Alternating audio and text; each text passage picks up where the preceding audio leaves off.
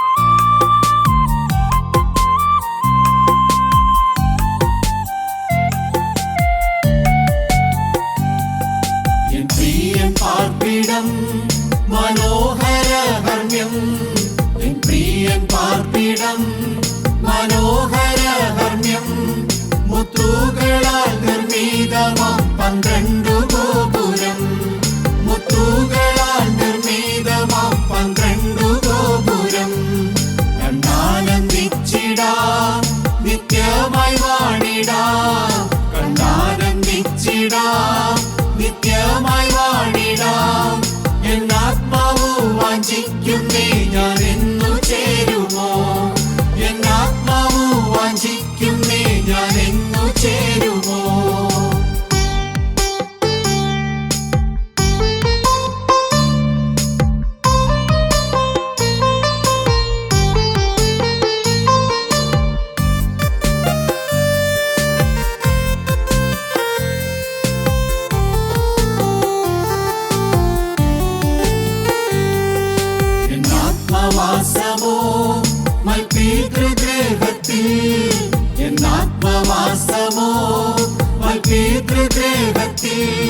പൊൻവാതിൽകൾ വിശ്വാസക്കണ്ണുകൾക്കെത്ര ശോഭിതം പൊൻവാതിൽകൾ വിശ്വാസക്കണ്ണുകൾക്കെത്ര ശോഭിതം ശുദ്ധരിൻ ശോഭനം അവകാശമാം ശാലേ ശുദ്ധരിൻ ശോഭനം അവകാശമാം ശാലേ പ്രാപിപ്പാനാഗ്രഹത്താൽ വാഞ്ചിക്കുന്നേ എന്നുള്ളം പ്രാപിപ്പാനാഗ്രഹത്താൽ വാഞ്ചിക്കുന്നേ എന്നുള്ളം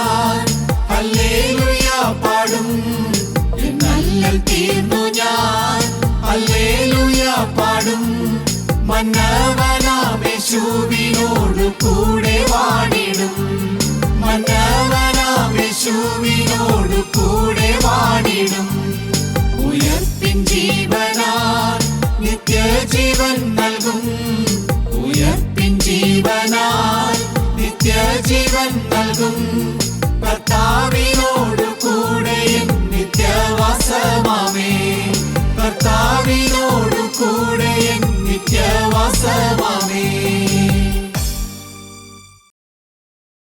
ദൈവ തിരുനാമത്തിന് മഹത്വമുണ്ടാകട്ടെ. കർത്താവായ യേശുക്രിസ്തുവിൻ്റെ അതിപരിശുദ്ധമായ നാമത്തിൽ എൻ്റെ സ്നേഹവന്ദനം അറിയിക്കുന്നു. ദൈവവചനത്തിൽ നിന്ന് ഒരു വാക്യം നമുക്ക് വായിക്കാം. കൊരിന്ത്യർക്ക് എഴുതിയ 1-ാമത്തെ ലേഖനം 8-ാം അധ്യായം അതിൻ്റെ 3-ാം വാക്യം. ഒരുത്തൻ ദൈവത്തെ സ്നേഹിക്കുന്നുവെങ്കിലോ അവനെ ദൈവം അറിഞ്ഞിരിക്കുന്നു. ഒരുത്തൻ ദൈവത്തെ സ്നേഹിക്കുന്നുവെങ്കിലോ അവനെ ദൈവം അറിഞ്ഞിരിക്കുന്നു. ഇതിനു മുമ്പുള്ളതായ ഒരു സന്ദേശത്തിൽ നാം ആദ്യം വായിച്ചതായ വാക്യം തന്നെയാണ് ഇത്. ഒരുവൻ ദൈവത്തെ സ്നേഹിക്കുന്നുവെങ്കിലോ അവനെ ദൈവം അറിഞ്ഞിരിക്കുന്നു. ദൈവത്തെ ഒരാൾ സ്നേഹിക്കുമ്പോഴാണ് ദൈവം അവനെ അറിയുന്നത്. അന്ന് നാം ചിന്തിച്ചിരുന്നു, ഒരാൾ എങ്ങനെയാണ് ദൈവത്തെ സ്നേഹിക്കുന്നത്. നമുക്കറിയാം, ഈ ലോകത്തിൽ തന്നെ ഒരു മനുഷ്യന് മറ്റൊരു മനുഷ്യനോട് സ്നേഹമുണ്ടെങ്കിൽ, ഒരു വ്യക്തിക്ക് ഒരാളോട് സ്നേഹമുണ്ടെങ്കിൽ ആ സ്നേഹിക്കുന്ന വ്യക്തി എന്ത് പറഞ്ഞാലും അതനുസരിക്കും. അതാണ് ആ സ്നേഹത്തിൻ്റെ ലക്ഷണം. സ്നേഹിക്കുന്നു എന്ന് പറഞ്ഞാൽ ആ വ്യക്തിയുടെ ഇഷ്ടങ്ങൾ എന്തെല്ലാമാണ് അത് മനസ്സിലാക്കി പ്രവർത്തിക്കും. അതാണല്ലോ സ്നേഹിക്കുന്നവരോട് നാം ചെയ്യുന്നത്. അപ്പോൾ ഇവിടെ ദൈവത്തെ സ്നേഹിക്കുക എന്ന് പറഞ്ഞാൽ ദൈവത്തിൻ്റെ വചനം, ഈ വചനത്തിൽ എഴുതിയിരിക്കുന്ന ദൈവത്തിൻ്റെ ഇഷ്ടം എന്താണോ അതനുസരിക്കുക എന്നുള്ളതാണ്. അപ്പോൾ ഈ വചനം അനുസരിക്കുന്ന വ്യക്തിയാണ് ദൈവത്തെ സ്നേഹിക്കുന്നത്. ദൈവത്തെ സ്നേഹിക്കുക എന്ന് പറഞ്ഞാൽ ഈ ദൈവവചനം അനുസരിക്കുക എന്നുള്ളതാണ്. ആ ദൈവവചനം അനുസരിക്കുന്ന വ്യക്തിയെ ദൈവം സ്നേഹിക്കുന്നു. അങ്ങനെ തന്നെ വചനങ്ങളുണ്ട്. യോഹന്നാന്റെ സുവിശേഷത്തിൽ വളരെ വ്യക്തമായിട്ട് ആ വചനം തന്നെ പറയുന്നുണ്ട്. എൻ്റെ വചനം പ്രമാണിക്കുന്നവൻ എന്നെ സ്നേഹിക്കുന്നു എന്ന് യോഹന്നാന്റെ സുവിശേഷത്തിൽ ഒരധ്യായത്തിൽ തന്നെ 4 പ്രാവശ്യം പറയുന്നുണ്ട്. എന്നെ സ്നേഹിക്കുന്നവൻ എൻ്റെ വചനം പ്രമാണിക്കുന്നു. ഒരു വാക്യം കൂടി നമുക്ക് വായിച്ച് കേൾക്കാം. വിശുദ്ധ മത്തായി എഴുതിയ സുവിശേഷം 7-ാം അധ്യായം അതിൻ്റെ 23-ാമത്തെ വാക്യം. അന്ന് ഞാൻ അവരോട്, ഞാൻ ഒരു നാളും നിങ്ങളെ അറിഞ്ഞിട്ടില്ല, അധർമ്മം പ്രവർത്തിക്കുന്നവരെ എന്നെ വിട്ടു പോകുവീൻ എന്ന് തീർത്തു പറയും. കർത്താവ് പറയുകയാണ്, അന്ന് ഞാൻ അവരോട്, ഞാൻ ഒരു നാളും നിങ്ങളെ അറിഞ്ഞിട്ടില്ല. കർത്താവായ യേശുക്രിസ്തു പറയുക, ഞാൻ നിങ്ങളെ അറിഞ്ഞിട്ടില്ല. തൊട്ട് മുമ്പ് നാം വായിച്ചു, ഒരുവൻ ദൈവത്തെ സ്നേഹിക്കുന്നുവെങ്കിൽ അവൻ ദൈവത്തെ അറിയുന്നു, അവനെ ദൈവം അറിയുന്നു. ഞാൻ ദൈവത്തെ സ്നേഹിച്ചാൽ, ഞാൻ ദൈവത്തിൻ്റെ വചനപ്രകാരം ജീവിച്ചാൽ, ഞാൻ ഈ വചനമനുസരിച്ച് എൻ്റെ ജീവിതത്തെ ക്രമപ്പെടുത്തി മുമ്പോട്ട് പോയാൽ എന്നെ ദൈവം അറിയുന്നു. പക്ഷെ ഇവിടെ കർത്താവ് പറയുകയാണ്, നിങ്ങളെ ഞാൻ ഒരു നാളും അറിഞ്ഞിട്ടില്ല എന്ന് പറഞ്ഞാൽ നിങ്ങൾ ഒരു നാളും എന്നെ സ്നേഹിച്ചിട്ടില്ല. കർത്താവായ യേശുക്രിസ്തുവിനെ, ദൈവത്തെ നിങ്ങൾ ഒരു നാളും സ്നേഹിച്ചിട്ടില്ല എന്നാണ് കർത്താവ് ഒരു കൂട്ടം ആളുകളോട് പറയുന്നത്. അതുകൊണ്ട് കർത്താവായ യേശുക്രിസ്തു അവരോട് പറഞ്ഞു, അധർമ്മം പ്രവർത്തിക്കുന്നവരെ എന്നെ വിട്ടുപോകുവിൻ, നിങ്ങൾക്കിവിടെ സ്ഥാനമില്ല. ഇത് ഏത് സാഹചര്യത്തിലാണ് കർത്താവ് ഇത് പറയുന്നതെന്ന് ചോദിച്ചാൽ, ഇതൊരു ന്യായവിധിയുടെ ശേഷമുള്ള സംസാരമാണ്. ന്യായവിധി സമയമാണിത്. നമുക്ക് ആ ന്യായവിധി സമയത്ത് സംഭവിച്ച കാര്യത്തെക്കുറിച്ച് അതിൻ്റെ 21-ാം വാക്യം മുതൽ നമുക്കൊന്ന് വായിക്കാം. അവിടെ വളരെ വ്യക്തമായിട്ട് സ്വർഗരാജ്യത്തിൽ കടക്കുന്നതിനെ കുറിച്ചാണ് കർത്താവ് പറയുന്നത്. മത്തായി എഴുതിയ സുവിശേഷം 7-ാം അധ്യായം 21-ാം വാക്യം മുതൽ. എന്നോട് കർത്താവേ കർത്താവേ എന്ന് പറയുന്നവൻ ഏവനുമല്ല, സ്വർഗസ്ഥനായ എൻ്റെ പിതാവിൻ്റെ ഇഷ്ടം ചെയ്യുന്നവനത്രേ സ്വർഗരാജ്യത്തിൽ കടക്കുന്നത്. എല്ലാ വചനങ്ങളും എല്ലാം ചേർന്നാണ് വരുന്നത്. നാം ഇവിടെ വായിച്ചത് ഇങ്ങനെയാണ്, എന്നോട് കർത്താവേ കർത്താവേ എന്ന് പറയുന്നവനേവനുമല്ല. വാക്കുകൊണ്ട് അവരുടെ നാവിൽ കർത്താവുണ്ട്, അവർ എന്ത് പറഞ്ഞാലും കൂടെ കർത്താവുണ്ട്, അവരുടെ ജീവിതത്തിൽ ആത്മീയമുണ്ടെന്നാണ് അവർ പറയുന്നത്. കർത്താവ് എന്ന വാക്കിൻ്റെ അർത്ഥം കർത്തൃത്വം നടത്തുന്നവൻ എന്നാണ്, നമുക്കറിയാമല്ലോ. എൻ്റെ ജീവിതത്തെ നിയന്ത്രിക്കുന്നവൻ, എൻ്റെ ജീവിതത്തെ ഞാൻ അവന് വിട്ടുകൊടുത്തിരിക്കുന്നു, അവനാണ് ഇനി എൻ്റെ ജീവിതത്തിൽ എല്ലാ കാര്യങ്ങളും തീരുമാനിക്കുന്നത്. അതാണ് ഈ കർത്താവ് എന്ന വാക്കിൻ്റെ അർത്ഥം. എൻ്റെ കർത്താവേ എന്ന് ഞാൻ വിളിച്ച് പ്രാർത്ഥിച്ചാൽ അതിൻ്റെ അർത്ഥം എൻ്റെ ജീവിതം ഞാൻ വിട്ടു തന്നു, എൻ്റെ ജീവിതത്തിൽ കർത്തൃത്വം നടത്തുന്നവനേ എന്നാണ്. എന്നിട്ട് ജീവിക്കുന്നതോ സ്വന്തം ഇഷ്ടപ്രകാരവും. ഒരുവൻ യേശുവിനെ കർത്താവേ എന്ന് വിളിക്കുന്നുവെങ്കിൽ അവൻ ഈ വചനമനുസരിച്ച് ജീവിക്കുന്നവനായിരിക്കണം. പിന്നെ സ്വന്തം ഇഷ്ടപ്രകാരം ജീവിക്കുന്നവനാകരുത്. സ്വന്തം ഇഷ്ടപ്രകാരം ജീവിക്കുകയും സ്വന്തം ഇഷ്ടപ്രകാരം നടക്കുകയും ചെയ്യുന്ന ഒരു വ്യക്തി ഒരിക്കലും ഈ യേശുവിനെ കർത്താവ് എന്ന് വിളിക്കാൻ പാടില്ല. അവനിൽ കർത്തൃത്വം നടത്തുന്നത് അവൻ തന്നെയാണ്. യേശുവാണ് കർത്തൃത്വം നടത്തുന്നതെങ്കിൽ, യേശുവിനെ കർത്താവ് എന്ന് വിളിക്കുന്നെങ്കിൽ ഈ വചനമനുസരിക്കുന്നവരായിരിക്കണം. ഇവരുടെ നാവിൽ കർത്താവ് എന്ന വാക്കുണ്ട്. ഇവരുടെ വാക്കുകളിൽ കർത്താവ് ആണ് അവരുടെ ജീവിതത്തെ നിയന്ത്രിക്കുന്നതെന്ന് അവർ പറയുന്നു. പുറമേ നിന്ന് നോക്കുമ്പോൾ ഇവർക്ക് ആത്മീയത്തിൻ്റെ എല്ലാ വേഷങ്ങളുമുണ്ട്, പക്ഷെ അകത്തോ ആത്മീയമില്ല. യേശുവിൻ്റെ വചനമില്ല. യേശുവിൻ്റെ വചനം അനുസരിച്ച് അല്ല അവർ ജീവിക്കുന്നത്. അവർക്ക് യേശുവിൻ്റെ വചനവുമായി യാതൊരു ബന്ധവുമില്ല. ഈ തിരുവചനത്തിൽ എഴുതിയിരിക്കുന്നതായ കാര്യങ്ങളൊന്നും അവരുടെ ജീവിതത്തിൽ ഇല്ല. പക്ഷെ പുറമേ പറയുമ്പോഴോ കർത്താവേ കർത്താവേ കർത്താവേ എന്നാണ് അവർ പറയുന്നത്. കർത്താവ് വളരെ വ്യക്തമായി പറയുന്നത്, അങ്ങനെ എന്നെ കർത്താവേ കർത്താവേ എന്ന് വിളിക്കുന്നവൻ ഏവനുമല്ല, പകരം എന്താണ്, സ്വർഗസ്ഥനായ എൻ്റെ പിതാവിന്റെ ഇഷ്ടം ചെയ്യുന്നവൻ അത്രേ സ്വർഗരാജ്യത്തിൽ കടക്കുന്നത്. സ്വർഗസ്ഥനായ എൻ്റെ പിതാവിന്റെ ഇഷ്ടം എന്താണ്? ദൈവത്തെ സ്നേഹിക്കുക, ദൈവത്തിന്റെ വചനം അനുസരിക്കുക.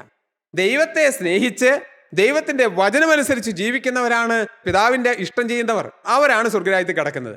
ഇനി അവിടെ ആ കർത്താവ് പറയുന്ന ആ കൂട്ടര്, ആ ആളുകളെ കുറിച്ച് എന്താണ് പറയുന്നത്? വായിക്കാം നമുക്ക് 22-ാം വാക്യം മുതൽ.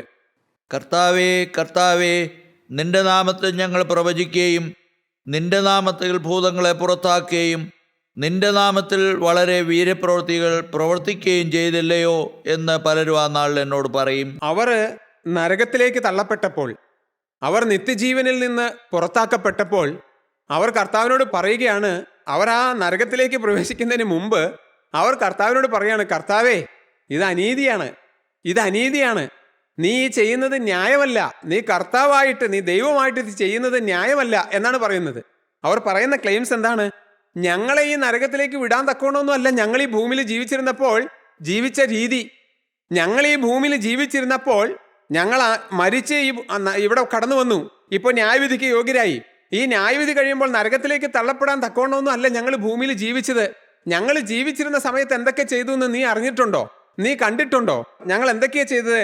കർത്താവേ കർത്താവേ, നിന്റെ നാമത്തിൽ ഞങ്ങൾ പ്രവചിക്കുകയും എന്ന് പറഞ്ഞാൽ നിന്റെ നാമത്തിൽ ഞങ്ങൾ അനേക പ്രസംഗങ്ങൾ നടത്തി, നിന്റെ നാമത്തിൽ ഞങ്ങൾ അനേകരോട് അനേക കാര്യങ്ങൾ പറഞ്ഞു, വരാൻ പോകുന്ന കാര്യങ്ങൾ പോലും നിന്റെ നാമത്തിൽ ഞങ്ങൾ അവരോട് പറഞ്ഞു. ഞങ്ങൾ നിസ്സാരമായ മനുഷ്യരല്ല, ഞങ്ങൾ നിസ്സാരക്കാരല്ല, ഞങ്ങൾ നിന്റെ നാമത്തിൽ പല പ്രവചനങ്ങൾ നടത്തി. അടുത്ത് നിന്റെ നാമത്തിൽ ഭൂതങ്ങളെ പുറത്താക്കി.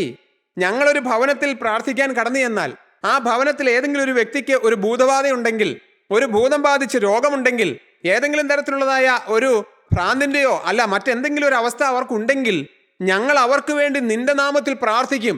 യേശുവിന്റെ നാമത്തിൽ ഈ ഭൂതം ഇവരെ വിട്ടുപോകട്ടെ എന്ന് പ്രാർത്ഥിക്കുമ്പോൾ ആ വ്യക്തിയുടെ ഉള്ളിൽ നിന്ന് ഭൂതം മാറി അവർ സ്വസ്ഥമായി ശാന്തമായി അവർ മനുഷ്യരായി മാറുന്നത് ഞങ്ങൾ കണ്ടിട്ടുണ്ട്. കർത്താവേ, ഇതൊന്നും വെറുതെ കള്ളം പറയുന്നതല്ല. നിന്റെ നാമത്തിൽ ഞങ്ങൾ ഭൂതങ്ങളെ പുറത്താക്കി. തീർന്നില്ല, നിന്റെ നാമത്തിൽ ഞങ്ങൾ വളരെ വീര്യപ്രവൃത്തികൾ ചെയ്തു. അമാനുഷികമായ, മനുഷ്യന് സാധാരണ ഒരു മനുഷ്യന് ചെയ്യാൻ കഴിയാത്തതും ദൈവത്തിന് മാത്രം ചെയ്യാൻ കഴിയുന്നതുമായ പല വീര്യപ്രവൃത്തികൾ ഈ ഭൂമിയിൽ ജീവിച്ചിരുന്ന സമയത്ത് ഞങ്ങൾ ചെയ്തവരാണ്. ദൈവമക്കളെ, ഇത് കേൾക്കുമ്പോൾ ഞാൻ ശരിക്കൊന്ന് ഞെട്ടി. ഇവര് നിസ്സാരന്മാരായ മനുഷ്യരല്ല, ഇവര് കള്ളമാണോ പറയുന്നത്? കാരണം ഇത് പറയുന്നത് യേശുവിനോടാണ്, ദൈവത്തോട് നേരിട്ടാണ് ഇത് പറയുന്നത്. ദൈവത്തോടൊരു കാര്യം പറയുമ്പോൾ കള്ളമാണെങ്കിൽ ദൈവത്തിന് മനസ്സിലാവുമെന്ന് അവർക്കറിയരുതോ? അതുകൊണ്ട് അവർ പറയുന്നത് കള്ളമല്ല, അവർ പറയുന്നത് സത്യം തന്നെയാണ്. അവർ ചെയ്തിട്ടുള്ള കാര്യം തന്നെയാണ് അവർ പറഞ്ഞത്. നിന്റെ നാമത്തിൽ ഞങ്ങൾ പ്രവചിച്ചു, നിന്റെ നാമത്തിൽ ഞങ്ങൾ ഭൂതങ്ങളെ പുറത്താക്കി, നിന്റെ നാമത്തിൽ ഞങ്ങൾ വളരെ വീര്യപ്രവൃത്തികൾ ചെയ്തു. ഇവർ പറഞ്ഞത് മുഴുവനും സത്യ. യേശുക്രിസ്തുവിന്റെ നാമത്തിൽ ഇവരിതെല്ലാം ചെയ്തു, അത് ശരി തന്നെയാ. പക്ഷേ തുടർന്ന് നാം വായിക്കുന്നത് എന്താണെന്ന് അറിയാമോ? 23-ാം വാക്യത്തിൽ ഇങ്ങനെയാണ് വായിക്കുന്നത്, എന്ന് പലരും ആ നാളിൽ എന്നോട് പറയും, അന്ത്യനാളിൽ ന്യായവിധി കഴിയുമ്പോൾ നിങ്ങളുടെ കൂട്ടത്തിലുള്ള നരകത്തിലേക്ക് തള്ളപ്പെടുന്ന അനേകർ ഇങ്ങനെ പറയും, അവർ ചെയ്തതാണ് സത്യമാണ് അവർ പറയും. പക്ഷേ കർത്താവ് അവരോട് പറയുന്നു, അന്ന് ഞാൻ അവരോട്, ഞാൻ ഒരു നാളും നിങ്ങളെ അറിഞ്ഞിട്ടില്ല, അധർമ്മം പ്രവർത്തിക്കുന്നവരെ എന്നെ വിട്ടു പോകുവിൻ. യേശു അവരോട് പറഞ്ഞു, തീർത്ത് പറയുക. എന്താ പറഞ്ഞത്? ഞാൻ ഒരു നാളും നിങ്ങളെ അറിഞ്ഞിട്ടില്ല. നിങ്ങൾ എൻ്റെ നാമത്തിൽ കാര്യം പ്രവചിച്ചിട്ടുണ്ടാകാം, നിങ്ങൾ എൻ്റെ നാമത്തിൽ ചിലപ്പോൾ ഭൂതങ്ങളെ പുറത്താക്കിയിട്ടുണ്ടാകാം, നിങ്ങൾ എൻ്റെ നാമത്തിൽ യേശുവിൻ്റെ നാമം പറഞ്ഞുകൊണ്ട് പല വീര്യപ്രവൃത്തികൾ ചെയ്തിട്ടുണ്ടാകാം. പക്ഷേ എനിക്ക് നിങ്ങളെ അറിയാൻ പാടില്ല, ഞാൻ നിങ്ങളെ അറിഞ്ഞിട്ടില്ല, എനിക്ക് നിങ്ങളെ അറിയാൻ പാടില്ല, ഞാൻ നിങ്ങളെ അറിഞ്ഞിട്ട് പോലുമില്ല. കാരണം നിങ്ങൾ എന്നെ സ്നേഹിച്ചിട്ടില്ല. ഒരുവൻ ദൈവത്തെ സ്നേഹിക്കുന്നുവെങ്കിലോ അവനെ ദൈവം അറിയുന്നു. ദൈവമക്കളെ, അവർ വളരെ വ്യക്തമായി പറഞ്ഞു, ഞങ്ങൾ ഇതൊക്കെ ചെയ്ത് ശരിയാ. യേശു പറഞ്ഞു, ശരിയാണ്, നിങ്ങൾ എൻ്റെ നാമത്തിൽ ഇതൊക്കെ ചെയ്തിട്ടുണ്ടാകും, പക്ഷെ എനിക്ക് നിങ്ങളെ അറിയാൻ പാടില്ല, എനിക്ക് നിങ്ങളെ അറിയാൻ പാടില്ലല്ലോ, എനിക്ക് നിങ്ങളെ മനസ്സിലായില്ലല്ലോ. കർത്താവ് വളരെ വ്യക്തമായിട്ടാണ് പറയുന്നേ. കർത്താവ് കള്ളം പറയൂ? കർത്താവിൻ്റെ നാമത്തിൽ വീര്യപ്രവൃത്തി പ്രവർത്തിച്ച, കർത്താവിൻ്റെ നാമത്തിൽ ഭൂതങ്ങളെ പുറത്താക്കിയ, കർത്താവിൻ്റെ നാമത്തിൽ സുവിശേഷ വേല ചെയ്തതായ ആ മനുഷ്യരെ കർത്താവ് അറിയുന്നില്ല എന്ന് പറയാൻ നുണ പറയുമോ കർത്താവ്? ഒരിക്കലുമില്ല. കർത്താവ് പറഞ്ഞത് സത്യം തന്നെയാ. കാരണം എന്താണെന്നറിയാമോ? അതിൻ്റെ അടുത്ത വാക്യത്തിൽ അത് വ്യക്തമായിട്ട് പറയുന്നുണ്ട്. കർത്താവ് പറഞ്ഞു, അധർമ്മം പ്രവർത്തിക്കുന്നവരെ എന്നെ വിട്ട് പോകുവിൻ. കർത്താവ് ഇവരെ അറിയാതെ പോയതിന്റെ കാരണം എന്താണെന്നറിയാമോ? ഇവരുടെ ജീവിതത്തിൽ അധർമ്മമുണ്ടായിരുന്നു, ഇവരുടെ ജീവിതത്തിൽ പാപമുണ്ടായിരുന്നു. ഇവർ പാപം വെച്ചുകൊണ്ടാണ് ഈ ജോലിയെല്ലാം, ഈ വേലയെല്ലാം ചെയ്തത്. ദൈവമക്കൾ സൂക്ഷിക്കേണ്ടതായ ചില കാര്യങ്ങളൊക്കെ ഉണ്ട്. എല്ലാം സുവിശേഷമാണ്, അവിടെ പറയുന്നത് സുവിശേഷമല്ലേ, ഇവിടെ കേൾക്കുന്നത് സുവിശേഷമല്ലേ എന്ന് പറഞ്ഞ് എല്ലാ സുവിശേഷത്തിലേക്കും ഓടിച്ചാടി പോകാൻ നാം മനസ്സ് വെക്കരുത്. ഞാനിത് ആരെയും മുന്നിൽ കണ്ടുകൊണ്ട് പറയുന്നതൊന്നുമല്ല. ദൈവമക്കളെ, കർത്താവ് തന്നെ പറയുന്നുണ്ട്, അപ്പോസ്തലൻ തന്നെ പിന്നീട് പറയുന്നുണ്ട്, എല്ലാം സത്യസുവിശേഷമല്ല. കാരണം ലക്ഷ്യം യേശുക്രിസ്തു അല്ലാതെ, ആത്മാക്കളുടെ രക്ഷയല്ലാതെ, ജീവിത വിശുദ്ധി അല്ലാതെ ചെയ്യുന്ന വേല ദൈവം കണക്കിടുന്നില്ല. ഇവിടെ നാം കേട്ടു, കർത്താവായ യേശുക്രിസ്തുവിന്റെ നാമം ഭൂലോകരുടെയും അധോലോകരുടെയും സ്വർലോകരുടെയും എല്ലാവരുടെയും മുട്ടുമടങ്ങുന്ന നാമമാണ്. ആ നാമത്തിനു മേൽ വേറൊരു നാമമില്ല. ആ നാമം ഒരാളുടെ നാവിന്മേൽ എടുത്താൽ ആ നാമത്തിന്റെ മേൽ അത്ഭുതം നടക്കും, യാതൊരു സംശയവും വേണ്ട. ദൈവമക്കളെ, യേശുക്രിസ്തുവിന്റെ നാമത്തിൽ ഒരാൾക്ക് വേണ്ടി പ്രാർത്ഥിച്ചാൽ തീർച്ചയായിട്ടും ഒരു അത്ഭുതം നടന്നേക്കാം. എല്ലായ്പ്പോഴും നടക്കണമെന്നല്ല ഞാൻ പറഞ്ഞത്, അത് നടന്നിരിക്കും. കാരണം അത് അത്ഭുത നാമമാണ്, അത് അതിശയ നാമമാണ്, അത് രാജാവിന്റെ നാമമാണ്, അത് കർത്താവിന്റെ നാമമാണ്. ആ നാമത്തിൽ അത്ഭുതങ്ങൾ നടക്ക തന്നെ ചെയ്യും. പക്ഷേ അത് പറഞ്ഞതായ വ്യക്തിയുടെ ജീവിതത്തിൽ വിശുദ്ധി ഉണ്ടാകണമെന്നില്ല. അതുകൊണ്ട് ആ വ്യക്തിയെ ദൈവം അറിയണമെന്നില്ല. വിശുദ്ധി ഇല്ലാത്തത് കൊണ്ട് ദൈവം അറിയണമെന്നില്ല. പാപം മാറാത്തത് കൊണ്ട് ദൈവം അറിയണമെന്നില്ല. അപ്പൊ പാപം ജീവിതത്തിൽ വെച്ചുകൊണ്ട് ഈ അത്ഭുതങ്ങൾ ചെയ്യാം, പാപം ജീവിതത്തിൽ വെച്ചുകൊണ്ട് വീര്യപ്രവർത്തികൾ ചെയ്യാം, പാപം ജീവിതത്തിൽ വെച്ചുകൊണ്ട് ഭൂതങ്ങളെ പുറത്താക്കാം. അതുകൊണ്ട് അത്ഭുത പ്രവർത്തികളുടെയും വീര്യപ്രവർത്തികളുടെയും പിന്നാലെ പോകുന്നതിന് മുമ്പ് നാം ഒന്ന് ചിന്തിക്കണം. വചനം പറയുന്നത് പോലെ വൃക്ഷത്തെ അതിൻ്റെ ഫലം കൊണ്ടറിയാം. അവരുടെ ഉള്ളിൽ നിന്ന് പുറപ്പെടുന്ന ഫലം, അവരുടെ ജീവിതത്തിൽ നിന്ന് പുറപ്പെടുന്ന ഫലം, സ്നേഹം, സമാധാനം, സന്തോഷം, ഞാൻ അതിലേക്കൊന്നും കടക്കുന്നില്ല. ഇതെല്ലാമാണോ അവരുടെ ജീവിതത്തിലുള്ളത്, അവരുടെ വ്യക്തി ജീവിതത്തിലുള്ളത്? വിശുദ്ധിയുണ്ടോ? പാപത്തോടുള്ളതായ ചായ്വ് അവരുടെ ഹൃദയത്തിലുണ്ടോ? പണത്തോടുള്ളതായ ചായ്വ് അവരുടെ ഹൃദയത്തിലുണ്ടോ? ഇന്ന് ഈ പല അത്ഭുതങ്ങൾ ചെയ്യുന്നവരുടെയും ജീവിതത്തിൽ പണത്തോടും ഈ ലോകത്തിന്റെ മ്ലേച്ഛതകളോടും ഉള്ളിൽ ആഗ്രഹം കിടക്കുകയാണ്. ഇത് ഉള്ളിൽ വെച്ചുകൊണ്ട്, ഈ പാപം ഉള്ളിൽ വെച്ചുകൊണ്ട് ദൈവവേല ചെയ്താൽ അത് ഗുണമല്ല, അത് ശാപമാണ്. അത് അനുഗ്രഹമല്ല, അത് ശാപമാണ്. ദൈവമക്കളെ, വളരെ ഗൗരവത്തോടെ ചിന്തിക്കേണ്ടതാണ്. ഞാൻ വീണ്ടും പറയട്ടെ, ഇത് കർത്താവ് പറയുന്നത് ഈ ഭൂമിയിൽ ദൈവവിശ്വാസമില്ലാതെ ജീവിച്ചവരോടല്ല, അക്രൈസ്തവരോടല്ല, യേശുക്രിസ്തുവിന്റെ നാമത്തിൽ സുവിശേഷ വേല ചെയ്തവരോടാണ്. യേശുക്രിസ്തുവിന്റെ നാമത്തിൽ അത്ഭുതങ്ങളും അതിശയങ്ങളും പ്രവർത്തിച്ചവരോടാണ്. യേശു പറയുന്നത്, ഞാൻ നിങ്ങളെ അറിയുന്നില്ല എന്ന്. നമ്മളൊന്ന് ഭയപ്പെടണ്ടേ? നമ്മൾ ഈ ദൈവത്തിൻ്റെ വേല ചെയ്യുമ്പോൾ എന്നെ യേശു അറിയുന്നുണ്ടോ? എൻ്റെ കാര്യങ്ങൾ കർത്താവ് അറിയുന്നുണ്ടോ? എൻ്റെ സ്വഭാവം കർത്താവ് അറിയുന്നുണ്ടോ? ഞാൻ യേശു എന്നാൽ അറിയപ്പെടത്തക്ക രീതിയിലാണോ ഞാൻ ജീവിക്കുന്നത്? ഞാൻ യേശുവിനെ അറിയുന്നുണ്ടോ? യേശു എന്നെ അറിയുന്നുണ്ടോ? ഞാൻ ഈ പ്രവർത്തിക്കുന്നതൊക്കെ യേശു കാണുന്നുണ്ടോ? ഞാൻ ഈ സുവിശേഷ വേല ചെയ്യുന്നതൊക്കെ യേശു കാണുന്നുണ്ടോ? ഞാൻ ഈ യേശുവിൻ്റെ നാമത്തിൽ ചെയ്യുന്ന പ്രവൃത്തികളൊക്കെയും എൻ്റെ കർത്താവ് കാണുന്നുണ്ടോ? അത് അവിടുത്തെ ആ സ്വർഗത്തിലെ വരവുകോളത്തിൽ എഴുതി വെക്കുന്നുണ്ടോ? കാരണം യേശു എന്നെ അറിയുവാൻ തക്കവണ്ണം ഞാൻ യേശുവിനെ സ്നേഹിക്കുന്നുണ്ടോ? ഞാൻ ഈ വചനം അനുസരിക്കുന്നുണ്ടോ? ഞാൻ പാപത്തോട് യാത്ര പറഞ്ഞോ? അതാണ് പ്രധാനപ്പെട്ട വിഷയം. ഇവിടെ പറഞ്ഞത് അങ്ങനെയാണ്, അധർമ്മം പ്രവർത്തിക്കുന്നവരെ എന്നെ വിട്ടു പോകുവിൻ എന്നാണ് പറഞ്ഞത്. കാരണം അവരുടെ ജീവിതത്തിൽ നിന്ന് പാപം മാറിയില്ല, അവരുടെ ജീവിതത്തിൽ നിന്ന് അരുതായ്മകൾ മാറിയില്ല. അന്യായമായി പണം സമ്പാദിക്കാനോ അന്യായമായിട്ടുള്ളതായ എന്ത് വേണ്ടാതിനും ചെയ്യുന്നതിനോ അവർക്ക് ഒരു മടിയുമില്ലാതെ പോയി. അവരെ നോക്കിക്കൊണ്ടാണ് കർത്താവ് പറഞ്ഞത്, ഞാൻ നിങ്ങളെ ഒരു നാളും അറിഞ്ഞിട്ടില്ല, ഞാൻ നിങ്ങളെ അറിഞ്ഞിട്ടില്ല. ദൈവമക്കളെ, നാം വളരെ ഭയത്തോടെ ചിന്തിക്കേണ്ട ഒരു വിഷയമാണ്. ഇനി നമുക്ക് വീണ്ടും ഒരു ഭാഗം കൂടെ, ഇതിന് സമാനമായ മറ്റൊരു ഭാഗം കൂടെ നമുക്ക് ചിന്തിക്കാം. വിശുദ്ധ ലൂക്കോസിന്റെ സുവിശേഷം 13-ാം അധ്യായം നമുക്കൊന്നെടുക്കാം, 25-ാം വാക്യം. വീട്ടുടയവൻ എഴുന്നേറ്റ് കതകടച്ച ശേഷം നിങ്ങൾ പുറത്തുനിന്ന് കർത്താവേ തുറന്നു തരണമേ എന്ന് പറഞ്ഞുകൊണ്ട് കതകിനെ മുട്ടിത്തുടങ്ങുമ്പോൾ, ഇതും കർത്താവ് പറഞ്ഞത് ന്യായവിധിയുടെ സമയമാണ്. ന്യായവിധി കഴിഞ്ഞു, ഇടത്തുള്ളവരെ നരകത്തിലേക്ക് പറഞ്ഞു, വലത്തുള്ളവരെ ദൈവരാജ്യത്തിലേക്ക് പ്രവേശിപ്പിച്ചു.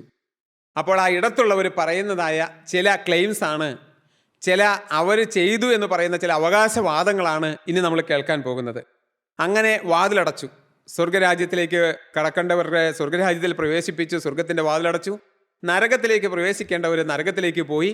ആ പോകുന്ന സമയത്ത് നരകത്തിലേക്ക് പോകുന്നവർ പോകാതെ അവിടെ നിന്നുകൊണ്ട് കർത്താവിനോട് പറയുന്ന ചില കാര്യങ്ങൾ നമുക്കൊന്ന് വായിച്ചു കേൾക്കാം. വീട്ടുടയവൻ എഴുന്നേറ്റ് കതകടച്ച ശേഷം, ന്യായവിധി കഴിഞ്ഞു, കതകടച്ചു. സ്വർഗരാജ്യത്തിന് വെളിയിൽ തള്ളപ്പെട്ടതായ, നരകത്തിലേക്ക് പോയതായ ആളുകൾ പുറത്തു നിന്ന് തട്ടിക്കൊണ്ട് വാതിലിന് മുട്ടിക്കൊണ്ട് പറയുകയാണ്, എന്തെന്നാണ്? കർത്താവേ തുറന്നു തരണമേ. അവിടെ വിളിക്കുന്നത് എന്തെന്നാ? കർത്താവേ എന്ന്. അവർക്കപ്പോൾ യേശുവിനെ അറിയാം, അവർ കർത്താവിനെ അറിഞ്ഞവരാണ്. അവർ കർത്താവേ എന്നാണ് വിളിക്കുന്നത്. എന്നിട്ട് വായിക്കുക എന്താണെന്ന്? കർത്താവെ തുറന്നു തരണമേ എന്ന് പറഞ്ഞുകൊണ്ട് കതകിനെ മുട്ടിത്തുടങ്ങുമ്പോൾ അടുത്ത വാക്യം വായിക്കാം. നിങ്ങൾ എവിടെ നിന്ന് എന്ന് ഞാൻ അറിയുന്നില്ല എന്ന് അവൻ പിന്നെയും പറയുകയാണ്. ഇവരോടും കർത്താവ് പറയുകയാണ്, നിങ്ങൾ എവിടെ നിന്ന് എന്ന് ഞാൻ അറിയുന്നില്ല. ഞാൻ നിങ്ങളെ അറിയുന്നില്ല, നിങ്ങൾ എവിടെ നിന്നുള്ളവരാണെന്ന് പോലും ഞാൻ അറിയുന്നില്ല. ഇത് വളരെ ഗൗരവമുള്ള ഒരു വിഷയം തന്നെയാണ്. ഈ ദൈവവേലയുമായി ബന്ധപ്പെട്ട് നിൽക്കുന്നവർ, കർത്താവിൻ്റെ ശുശ്രൂഷയുമായി ബന്ധപ്പെട്ട് നിൽക്കുന്നവർ, സുവിശേഷകരെന്നറിയപ്പെടുന്നവർ വളരെ സൂക്ഷിക്കേണ്ട ഒരു കാര്യമാണ്. ഞാനും ഇത് വായിക്കുമ്പോൾ വളരെ ഭയത്തോട് തന്നെയാണ് ഞാൻ ഈ വചനം നിങ്ങളോട് സംസാരിക്കുന്നത്. കാരണം ഇതെൻ്റെ ജീവിതത്തിനും ബാധകമാണ്. എനിക്കും ഇത് സംഭവിക്കാം. ഞാൻ സൂക്ഷിച്ചില്ല എങ്കിൽ, എൻ്റെ ജീവിതത്തിൽ കർത്താവിൻ്റെ ഇഷ്ടം നടക്കുവാൻ തക്കവണ്ണം എൻ്റെ ജീവിതത്തിലെ പാപത്തോട് ഞാൻ യാത്ര പറഞ്ഞില്ല എങ്കിൽ, കർത്താവ് വെറുക്കുന്ന ഏതെങ്കിലും ഒരു പാപം എൻ്റെ ജീവിതത്തിലുണ്ടെങ്കിൽ ഞാനും ഈ വാക്ക് കേൾക്കേണ്ടി വരും. അപ്പോൾ നാം ഒന്ന് ചിന്തിച്ചു നോക്കുക, കർത്താവിൻ്റെ വേലയുമായി ചേർന്ന് നിൽക്കുന്നവർ എത്ര വിശുദ്ധിയോടുകൂടി ജീവിക്കണം. ഇതെല്ലാം പച്ചയായി തിരുവചനത്തിൽ എഴുതി വെച്ചിരിക്കുന്നു. ഇതെല്ലാം നിവൃത്തിയാകുന്ന ഒരു ദിവസമില്ലേ? ആ ദിവസം നമ്മൾ എങ്ങനെ നിവർന്നു നിൽക്കും? അന്ന് നമുക്ക് ധൈര്യത്തോടെ കർത്താവിൻ്റെ സന്നിധിയിൽ നിൽക്കണമെങ്കിൽ ഇന്ന് നമ്മൾ വിശുദ്ധരായി തീരണം. ഇന്ന് നമ്മൾ വിശുദ്ധിയോടെ ഈ ഭൂമിയിൽ ജീവിക്കണം. ഇന്ന് നമ്മുടെ ജീവിതത്തിൽ പാപം പേർ പറയാൻ പോലും ഉണ്ടാകരുത്. അപ്പോൾ പലരും ചോദിക്കും, അങ്ങനെ പാപമില്ലാത്ത ഒരു ജീവിതം നയിക്കാനായിട്ട് നമുക്ക് സാധിക്കുമോ എന്ന്. നമ്മുടെ ജീവിതത്തിൽ ഈ ഭൂമിയിൽ ജീവിക്കുമ്പോൾ ലഭിക്കുന്ന ഒരു മഹത്തായ അനുഭവമുണ്ട്. അതെന്താണെന്നറിയാമോ? പാപത്തിൻ്റെ മേൽ ജയം കിട്ടുന്ന ഒരു അനുഭവം. മനുഷ്യനെ ബാധിക്കുന്ന ഓരോരോ പാപങ്ങളുടെ മേൽ മനുഷ്യനെ ജയിക്കാമെന്നുള്ളത് ഈ ഭൂമിയിലെ ഒരു അനുഭവമാണ്. ദൈവമക്കളെ, പ്രകടമായ പാപങ്ങൾ, ഒരു ശരിയായ മാനസാന്തരം കിട്ടിയ വ്യക്തിയുടെ ജീവിതത്തിൽ പിന്നെ പ്രകടമായ പാപങ്ങളൊന്നും വരികയില്ല. എനിക്ക് നല്ല അനുഭവമുള്ള കാര്യങ്ങളാണ് ഞാൻ നിങ്ങളോട് പറയുന്നത്. എൻ്റെ ജീവിതത്തിലുണ്ടായിരുന്ന വാഗൊണ്ട് പറഞ്ഞുകൊണ്ടിരുന്ന പാപങ്ങൾ, എൻ്റെ ഹൃദയത്തിൽ ഞാൻ ചിന്തിച്ചുകൊണ്ടിരുന്ന പാപങ്ങൾ, ദൈവമക്കളെ എൻ്റെ ശരീരം കൊണ്ട് ഞാൻ ചെയ്തുകൊണ്ടിരുന്നതായ പാപങ്ങൾ, മോഷണം, ദൈവമക്കളെ ഇതുപോലെയുള്ളതായ പല പാപങ്ങളും എൻ്റെ ജീവിതത്തിൽ ഞാൻ വചനം കേട്ട് യേശുവിന് ജീവിതം കൊടുത്ത ആ ദിവസം തന്നെ അത് മാറിപ്പോയി. എന്നാൽ പിന്നെ ഹൃദയത്തിലേക്ക് വരുമ്പോൾ ഞാൻ പറഞ്ഞല്ലോ, ഹൃദയത്തിലെ ചിന്തകൾ, ഹൃദയത്തിലെ ആഗ്രഹങ്ങൾ, അതെല്ലാം ഒറ്റ ദിവസം കൊണ്ട് പോയില്ല. ദൈവമക്കളെ, പ്രകടമായ പാപങ്ങൾ അതിനെ വേണ്ട എന്ന് വെച്ച ദിവസം തന്നെ എൻ്റെ ജീവിതത്തിൽ നിന്ന് മാറി. മദ്യപിക്കാനോ പിന്നെ ഏതെങ്കിലും വേണ്ടാദിനത്തിനോ അങ്ങനെയുള്ള കാര്യങ്ങൾക്കൊന്നും പോകാൻ ഇടവന്നില്ല. പക്ഷേ എൻ്റെ ഹൃദയത്തിലേക്ക് ഞാൻ വചനം വെച്ച് നോക്കുമ്പോൾ, ആ വചനമാകുന്ന കണ്ണാടിയിൽ കൂടി എൻ്റെ ഹൃദയത്തെ ഞാൻ നോക്കുമ്പോൾ, എൻ്റെ ജീവിതത്തെ ഞാൻ നോക്കുമ്പോൾ, അതെൻ്റെ ഹൃദയത്തിൽ ധാരാളം പാപമുണ്ടെന്ന് എനിക്ക് മനസ്സിലായി. ഇതിന്മേൽ ജയം നേടണമെന്ന് എനിക്ക് മനസ്സിലായി. യൗവന പ്രായത്തിലാണ് ഞാൻ മാനസാന്തരപ്പെട്ടത്. ദൈവമക്കളെ, ഒരു 19 വയസ്സുള്ളപ്പോഴാണ് ഞാൻ മാനസാന്തരത്തിൻ്റെ അനുഭവത്തിലേക്ക് വരുന്നത്. അന്ന് തൊട്ട് എന്നെ വലച്ചു കളഞ്ഞൊരു പാപമുണ്ട്. കണ്ണുകൊണ്ട് അരുതാത്തത് നോക്കാതിരിക്കാൻ ശ്രമിച്ചിട്ടും നടക്കുന്നില്ല. ഹൃദയത്തിൽ അശുദ്ധമായ ചിന്തകൾ, വേണ്ടാത്തതായ പടങ്ങൾ, ഇതെല്ലാം ഹൃദയത്തിൽ വരുന്നു. ഇത് മാറാൻ നോക്കിയിട്ട് എന്നെ കൊണ്ട് മാറ്റാൻ പറ്റുന്നില്ല. ഞാൻ കഷ്ടപ്പെട്ടു പോയിട്ടുണ്ട്. ഞാൻ ഉപവാസങ്ങൾ എടുത്തിട്ടുണ്ട്. 3 ദിവസത്തിൽ ഒരു നേരം മാത്രം പച്ചവെള്ളം കുടിച്ചുകൊണ്ടും ഒരു നേരം മാത്രം ആഹാരം കുടിച്ചുകൊണ്ടും ഞാൻ അനേക നാളുകൾ ഉപവാസം എടുത്തു എൻ്റെ ജീവിതത്തിൽ നിന്ന് ഈ പാപം മാറുന്നതിന് വേണ്ടി. പക്ഷേ പലപ്പോഴും പരാജയമായിരുന്നു എനിക്ക് കിട്ടിയത്. എന്നാൽ ദൈവമക്കളെ, ചില ആത്മീയരായ ഈ ജയം അനുഭവിക്കുന്ന ദൈവമക്കളുടെ അടുക്കൽ ചെന്ന് ഞാൻ എൻ്റെ അനുഭവം പറഞ്ഞപ്പോൾ അവർ എനിക്ക് കൃത്യമായി പറഞ്ഞു തന്നു എങ്ങനെയാണ് പാപത്തിൻ്റെ മേൽ ജയിക്കുന്നതെന്ന്, ഈ ചിന്തയുടെ മേൽ എങ്ങനെ ജയിക്കാമെന്ന്, ഈ ആഗ്രഹത്തിൻ്റെ മേൽ എങ്ങനെ ജയിക്കാമെന്ന്, ഈ ചിന്തയിൽ വരുന്ന ചിത്രങ്ങളുടെ എല്ലാം ആ കാഴ്ചയിൽ നിന്നെല്ലാം എങ്ങനെ ജയിക്കാമെന്ന്.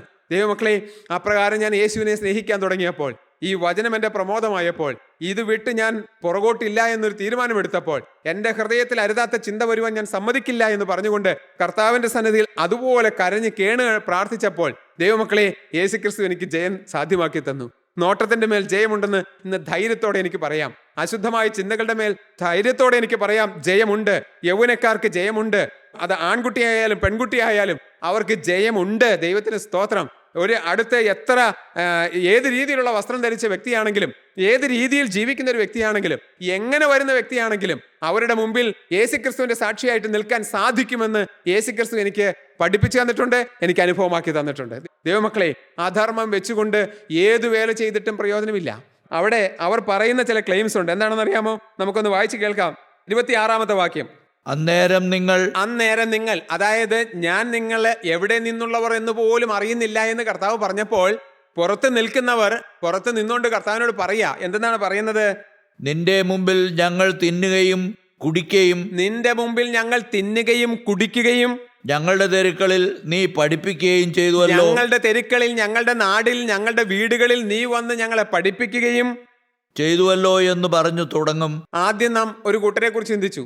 അവർ യേശുക്രിസ്തുവിന്റെ നാമത്തിൽ വളരെയേറെ വീര്യപ്രവർത്തികൾ, അത്ഭുത പ്രവർത്തികൾ എല്ലാം ചെയ്തവരായിരുന്നു. പക്ഷേ അവർ പുറത്ത് തള്ളപ്പെട്ടു.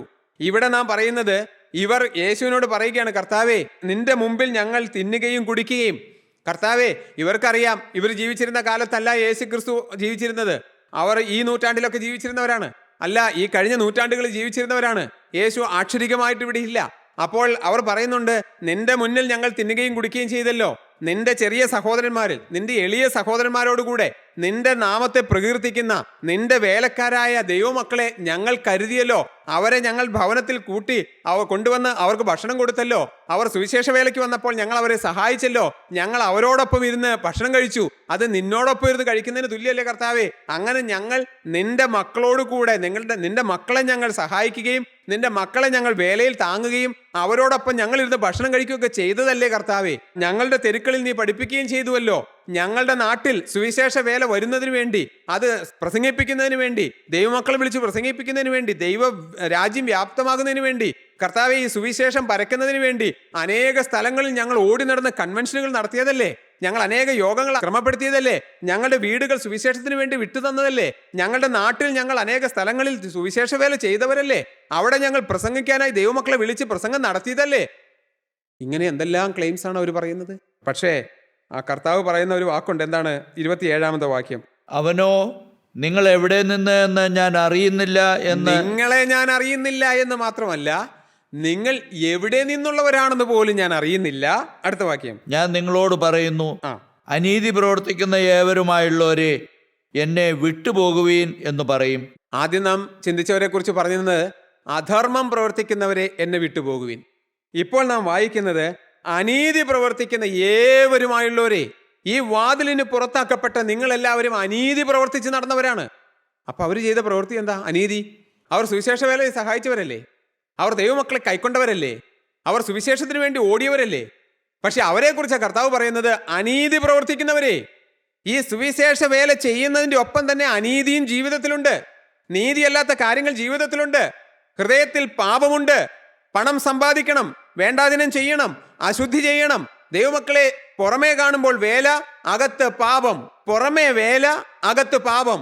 ഇത് രണ്ടും കൂടെ മുമ്പോട്ട് പോയാൽ തിരിയുന്ന ഒരു നാളുണ്ട്, തിരിയുന്ന ഒരു ദിവസമുണ്ട്, തിരിക്കുന്ന ഒരുവനുണ്ട്.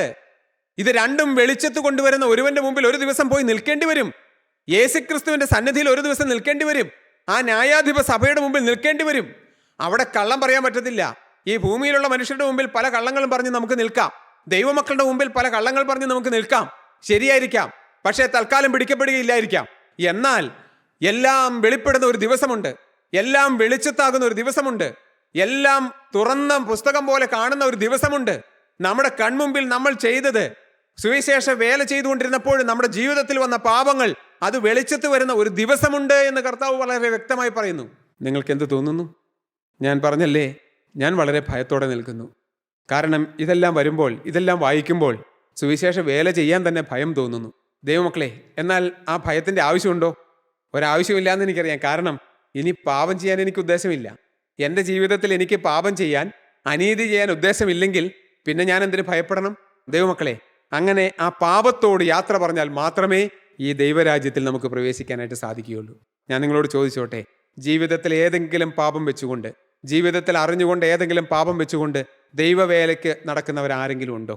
ഇന്ന് അത് അവസാനിപ്പിക്കുക. ഏതാണ് നിങ്ങൾ അവസാനിപ്പിക്കുന്നത്? ദൈവവേലയാണോ അവസാനിപ്പിക്കുന്നത്, അതോ പാപം ചെയ്യുന്നതാണോ അവസാനിപ്പിക്കുന്നത്? ദൈവമക്കളെ, നമ്മൾ സുബോധമുള്ളവരാവുക. നമ്മൾ നമ്മുടെ ജീവിതത്തിലെ പാപത്തോട് യാത്ര പറയുക. ഇനി മുതൽ ഞാൻ പാപത്തിനില്ല, ഞാൻ എൻ്റെ കർത്താവിൻ്റെ വേല ചെയ്യും. പാപവും വേലയും ഞാൻ ഒരുമിച്ച് കൊണ്ടുപോകുകയില്ല. കർത്താവെ, ഇന്നു മുതൽ ഞാൻ എൻ്റെ പാപത്തോട് യാത്ര പറയുന്നുവെന്ന് യേശുക്രിസ്തുവിനോടൊരു വാക്ക് പറയുക. അതിന് നിങ്ങൾക്ക് മനസ്സുണ്ടോ? എങ്കിൽ നമ്മുടെ തലകളെ വണക്കാം, നമുക്ക് പ്രാർത്ഥിക്കാം. സ്നേഹനിധിയായ ഞങ്ങളുടെ ദൈവമേ, കരുണയുള്ള അടിയങ്ങളുടെ വാഴ്ത്തപ്പെട്ട കർത്താവെ, നിന്നെ അറിഞ്ഞ് നിന്റെ വേല ചെയ്തുകൊണ്ടിരുന്നവരെക്കുറിച്ചാണല്ലോ കർത്താവെ അടിയങ്ങൾ ഇപ്പോൾ ഇത്രയും നേരം ചിന്തിച്ചത്. അവരുടെ ജീവിതത്തിൽ അവർ മറച്ചു വെച്ച പാപമുണ്ടായിരുന്നു, അവർ ഒളിച്ചു വെച്ച പാപമുണ്ടായിരുന്നു.